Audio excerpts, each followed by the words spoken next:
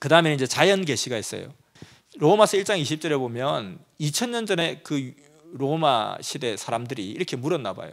하나님이 있는지 없는지 어떻게 아냐? 하나님 보이지도 않는데 하나님이 뭐 너는 뭔 근거로 하나님이 있다고 그러냐? 라고 했을 때 바울 선생은 이야기하기를 창세로부터 그의 보이지 아니하는 것들 곧 그의 영원하신 능력과 신성이 그 만드신 만물에 분명히 보여 알게 될지니라 라고 이야기를 하고 있습니다. 그래서 이와 같이 자연 만물을 통해서 하나님이 깨닫게 해주고 느끼게 해주는 그런 부분들이 또 자연 계시라는 거예요. 그래서 잠언서 6장 6절에 보면은 개미에게로 가서 그 하는 것을 보고 지혜를 얻어라. 그러니까 우리도 생활 속에서 갑자기 보니까 개미가 막 타타타타 하는 거 보니까 야 진짜 부지런하게 사는구나, 열심히 사는구나, 진짜 개미처럼 나도 저렇게 살아야 되는데 아 진짜 나는 왜 이렇게 정말 게으를까. 그게 이제 하나님이 그 환경을 통해서 말씀하시는 거죠. 야 개미 보니까 어떠냐, 정말 열심히 살지 않냐, 너도 좀 저렇게 열심히 살면 안 되겠니, 좀 그렇게 살고 싶은 마음 없어, 이렇게 말씀하시는 거라는 거예요. 말씀을 듣지 않으니까 그걸 깨달음이 없으니까, 들어도 깨달음이 없거나 듣지 못하거나 할 때는 또 그래? 얘는 또 뭘 통해서 이걸 또 느끼게 해주지? 말씀도 안 듣고 하나님도 없다 하고. 그러니까 또 그가 접한 환경을 통해서 자연 만물을 통해서 느끼게 하는 거죠. 하나님의 메시지를 전해주는 거죠. 이와 같이 자연을 통한 계시, 만물을 통한 계시라고 할 수 있습니다. 성경에 보면 유명한 내용이 있죠. 발람 선지자라는 사람이 있었는데 이 선지자가 하나님의 뜻을 모르고 하나님이 원치 않는 길을 막 가고 있었어요. 막 나귀를 타고 막 가고 있는데 갑자기 나귀가 막 그냥 길게 뛰면서 막 그냥 선지자를 막 떨쳐버리고, 나귀가 막 말을 하는데 나귀가 말하는 소리가 들리는 거예요. 나귀가 말을 하는 거예요. 나귀가 이야기하기를 내가 내게 무엇을 하였기에 나를 이같이 때리느냐. 막 나귀가 막 뛰고 막 그러니까 나귀를 막 때린 거예요. 나귀는 왜 뛰었느냐 하니까 앞에 천사가 딱 나타나 칼을 들고 천사가 딱 나타나 가는 길을 딱 막는 거예요. 근데 이 선지자는 그걸 보지 못하는데 나귀는 그걸 봤어. 그러니까 나귀가 막 그냥 무서워가지고 벌벌 떨고 하는데 막 채찍을 때리고 막 하니까 갑자기 나귀가 등에 탄 선지자를 쳐다보면서 하는데 그 입에서 말이 나오는데 그 말이 내 귀에 사람의 말로 들리는 거예요. 왜 나 때리냐고 자꾸. 그래서 나중에 보니까 그 나귀를 통해서 잘못된 길을 가고 있는 발람 선지자를 깨우쳐주는 이런 계시가 자연 계시죠. 또 요나스의 유명한 자연 계시가 있죠. 요나스는 불순종한 요나라고 이야기하잖아요. 요나에게 이야기하기를 하나님이 너는 저 니느웨 성에 가서 복음을 전하고 외쳐라. 그러지 않으면 저들에게 내가 심판을 내려야 되겠다라고 하니까 요나는 가기 싫었어요. 가기 싫어서 좀 땡땡이 치고 아니 이리저리 막 핑계대면서 피하려고 했어요. 피하려고 했는데 왜 그랬냐니까 불순종한 요나. 왜 요나 선지자가 그렇게 불순종한가? 근데 불순종한 그런 사람도 선지자가 될 수 있나? 뭐 선지자도 그렇게 어기나? 이렇게 했는데 요나는 또 나름대로 사정이 있었어요. 그 니느웨 성이라는 곳은 사실은 그 아수르의 수도성이었어요. 그 아수르는 북이스라엘 멸망시킨 그런 수도성이었어요. 그러니까 우리의 원수의 나라였죠. 우리의 원수의 나라의 그 수도 서울에 가서 복음을 외치라는 거예요. 왜냐하면 그렇지 않으면 이들은 그 죄악으로 말미암아 멸망을 당하게 될 것이기 때문에 가서 외치라는 거예요. 그 요나 선지자 입장에서는 잘 됐네 뭐. 우리나라 목사님들 중에도 일본하고 하면 그냥 죽이라 이겨라 할걸요 아마. 그래서 그냥 일본하고 할 때는 뭐 가위바위보도 무조건 이겨야 된다, 질 수가 없다 이렇게 하듯이 그보다 더한 원수였죠. 그러니까 요나 선지자 입장에서는 첫째는 내가 가서 외친다 한들 저놈들이 돌이킬 사람이겠냐, 돌이키지 않을 건데 가서 왜 외치느냐, 외쳐봤자 나만 돌 맞아 죽을 수도 있고 해봤자 소용없는 거 왜 하라 하시지? 라는 것과 두 번째는 은근히 좀 멸망했으면 좋겠는데, 안 그래도 멸망했으면 좋겠는데 그 멸망하게 딱 되어 있는 걸 내가 가서 왜 내가 구해줘, 그리고 구한다고 해봤자 구해지지도 않을 걸, 이런 마음 때문에 이리저리 뺀 거예요. 그래서 요나가 그렇게 했더니만 배를 타고 도망갔는데 세상에 배가 풍랑에 뒤집히려고 하고, 그러니까 이 중에 우리 부정한 놈이 하나 탔다. 우리가 이렇게 부정한 놈이 탔을 때는 가려내는 방법이 있지. 그게 뭐냐면 제비뽑기를 하는 거야. 하고 있는데 요나가 그냥 미창에서 그냥 하나님이 자기 찾을까 봐 될 수 있으면 배 잘 밑은 곳에 가서 또 그리고 또 의식깨어 있으면 자꾸 하나님이 요나야 할까 봐 그냥 눈을 감고 막 자는 척 자고 있어, 억지로 자고 있었던 거예요. 그런데 어떻게 샅샅이 뒤져가지고 한 놈도 빠지면 다 찾아내라 해가지고 다 불러온 거예요. 그래서 잠결에 뭐야 이거 하고 딱 제비를 뽑았는데 자기가 딱 걸린 거예요. 네가 부정한 놈이걸 하고 막 집어 바다에 던지죠. 그 죽게 생겼다가 뭐 물고기에서 들어갔다가 막 토해내고 뭐 했었다가 다시 나와서 이제 온 거예요. 니느웨 성 언덕배기에 다 와서 딱 쳐다보니까 진짜 저놈들 진짜 확 망해버려야 되는데 이렇게 하고 있었던 거예요. 그러다가 이제 잠이 들었어요. 잠이 들었는데 잠들 때는 저렇게 큰 박넝쿨 밑에, 큰 잎사귀 밑에서 잠을 딱, 얼굴 딱 가리게 잠을 딱 자고 있었는데 갑자기 벌레가 나타나서 하나하나 갉아먹은 거예요. 갉아먹다 보니까 점점점 햇빛이 들어와서 자기 시선을 막 때리고 얼굴을 뜨겁게 한 거예요. 그래서 일어나서 진짜 더워서 잠을 못 자겠네, 얼굴 타서 잠을 못 자겠네 하고 막 짜증을 내는 거예요. 그때 요나가 혼미하여 죽기를 구하며 이야기했다고 그랬어요. 정말 진짜 더워 죽겠네 하면서 이야기를 했던 거예요. 그래서 그때 하나님이 딱 말씀에 감동을 주시면서 이야기하시죠. 네가 수고도 하지 않고 재배도 아니하였고 하룻밤에 났다가 하룻밤에 말라버린 이 박넝쿨도 그 박넝쿨이 없어지니까 네가 죽겠다고 그렇게 아우성을 치는데, 하물며 이 큰 성읍 니느웨에는 좌우를 분변치 못하는 사람 12만 명이 있다. 그런데 내가 어찌 이들을 아끼지 않겠느냐. 네가 박넝쿨 하나도 아끼는 너가 그 박넝쿨 하나가 없다고 해서 그렇게 막 화를 내고 힘들어하고 죽겠다고 그러는데, 박넝쿨이 아니라 사람이 12만 명이나 있지 않냐. 그러면서 박넝쿨을 통해서 하나님의 그 인간을 향한 사랑, 그리고 정말 심판보다는 사랑의 심판을 하시는 하나님의 그 마음을 깨닫게 하시는 거죠. 이 만물을 통해서 깨닫게 하시는 거죠.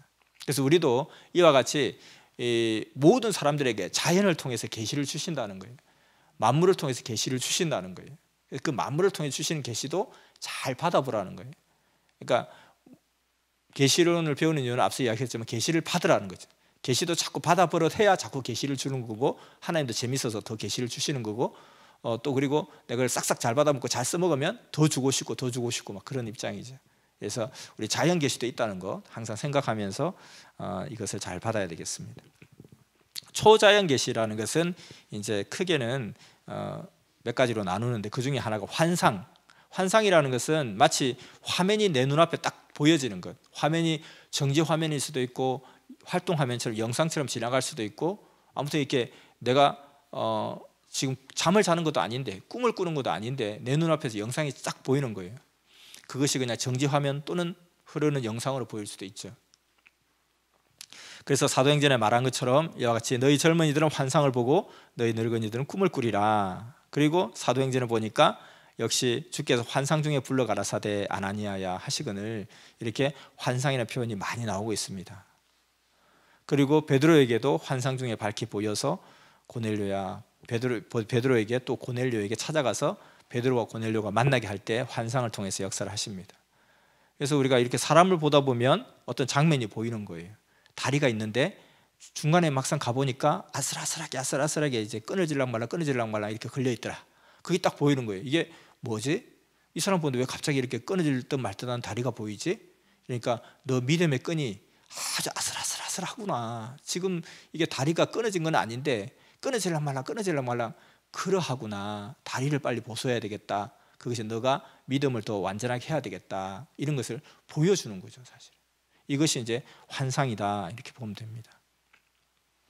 이상이라는 것은 그냥 자기 머릿속에서 그냥 영상이 떠오르는 거죠. 눈에 보이는 영상이 아니라, 환상은 눈에 보이는 사진, 눈에 보이는 영상, 이렇게 본다면은 이 이상이라는 것은 뇌 속에서, 생각 속에서 싹 스쳐가는 그림, 스쳐가는 사진, 이렇게 생각하면 되겠죠.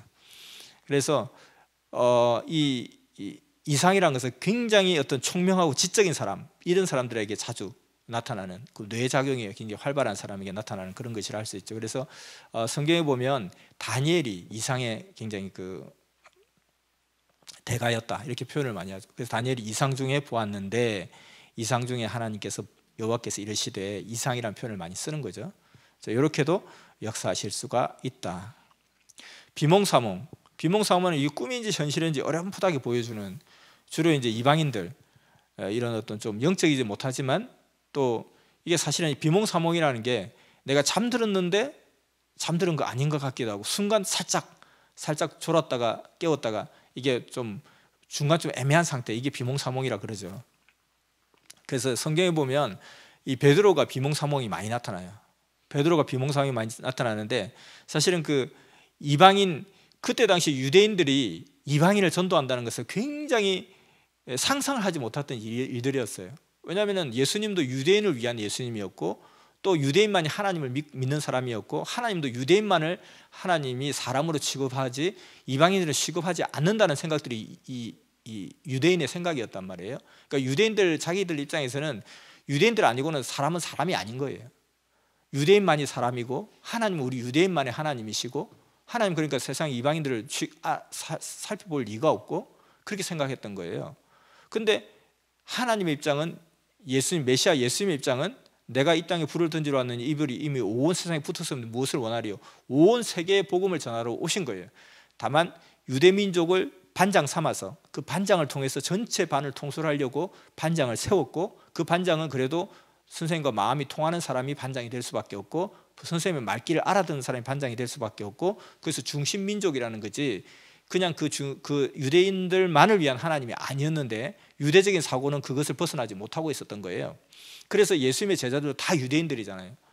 그래서 그 유대인들이 이제 하나님의 뜻을 받아가지고 이제 복음을 전해야 되는데 누구한테 그것을 갖다 이걸 나타낼 것이냐 했을 때 하나님께서 베드로를 택한 거예요. 그 이방인의 전도자로서는 베드로가 제일 합당하다라고 베드로를 택해서 그 베드로에게 비몽사몽을 통해서 하나님이 계시를 하십니다. 하늘이 열리면서 한 그릇이 내려온 것을 보는데 그 큰 보자기 갖고 네 기에 매여 있는데 그게 땅에 드리워져 있는데 그 땅 안에 있는 각종 네 발 가진 짐승들 땅에 기는 공중에 기는 나는 그런 아주 더러운 것들 이상한 것들 이상한 벌레들이 가득한 거예요. 그래서 그것을 잡아먹으라 하는 거예요. 잡아먹으라 하니까 베드로가 그럴 수 없다는 거죠. 왜냐하면 이렇게 속되고 깨끗하지 아니한 물건을 내가 어떻게 먹을 수 있습니까? 하니까 하나님께서 내가 깨끗하다고 한 것을 네가 속되다고 하면 안 된다. 이런 것들을 3번이나 비몽사몽간에 보여준 거예요. 그런데 이것을 똑같이 이방인이었던 고넬료 로마의 군대 장교였던 고넬료에도 그대로 보여준 거예요.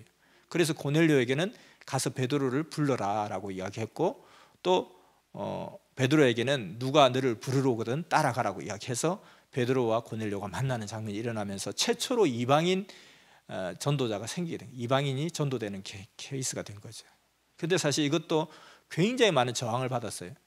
그 베드로는 그래도 기독교 세계에서는 가장 큰 형이고 맏형의 입장이고 누구도 그 권위를 함부로 무시할 수 없는 그런 사람이었음에도 불구하고 많은 제자들이 베드로 형님이 좀 정신이 나갔다고 아무리 베드로 형님이냐 그럴 수가 있습니까 하고 굉장히 극심한 반항을 했던 그래서 3번이나 정확하게 보여주고 그리고 베드로 스스로도 내가 그것을 취할 수 없다고 했던 거예요. 그러니까 유대인들이 생각하는 이방인들은 이와 같이 정말 이렇게 막 각종 각색의 벌레같이 또 그리고 정말 그 징그러운 짐승같이 그런 모습으로 보였다는 거예요. 근데 그것을 네가 먹어라.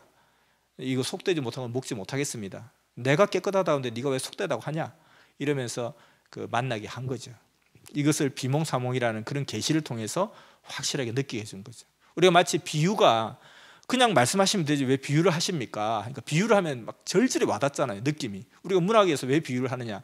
너무 와닿기 때문에 너무 그냥 표현이 적절하게 와닿기 때문에 비유를 쓰는 것처럼 이와 같이 계시를 주는 것도 이방인에 가서 전도해라 할 수도 있지만 이와 같이 이런 어떤 비몽사몽을 통해서 정확하게 한번 비유처럼 마치 느끼게 해준 거죠. 아 그렇구나. 이렇게 정말 이방인들이 우리가 생각할 때는 더럽고 그리고 벌레 같고 징그럽고 그러지만 결국 이것도 근본은 깨끗한데 하나님이 깨끗하다고 하는데 우리가 왜 얘들을 벌레같이 보고 짐승같이 보고 이상하게 볼까? 그런 것을 계속해서 반복해서 깨우쳐 주시는 거죠. 그래서 하나님의 여러 가지 도구를 통해서 계시를 하신다 생각하면 되겠습니다.